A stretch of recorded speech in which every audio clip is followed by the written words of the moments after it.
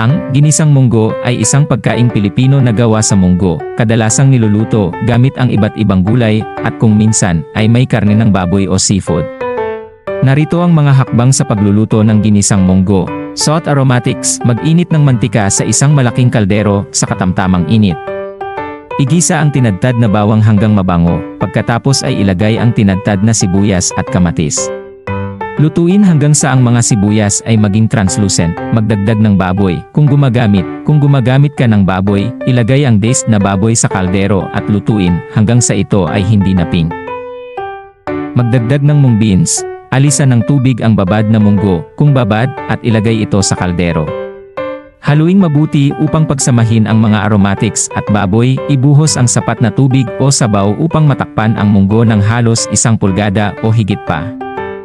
Timplahan ng asin ang timpla ayon sa gusto mo sa panlasa.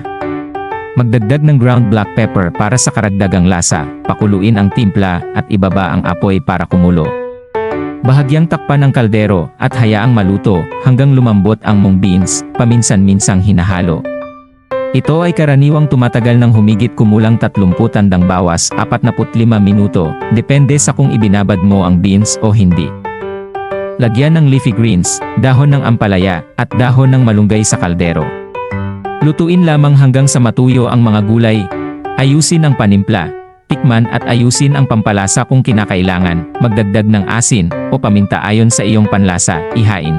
Kapag naluto na ang lahat ayon sa gusto mo at naghalo na ang mga lasa, ihain ang iyong ginisang munggo na mainit kasama ng steamed rice. Enjoy your delicious ginisang munggo. Kung nagustuhan nyo ang video, paki-subscribe naman po sa ating channel Ervin Ray TV para ma-encourage pa tayong gumawa ng makabuluhang mga videos. Maraming salamat and God bless you.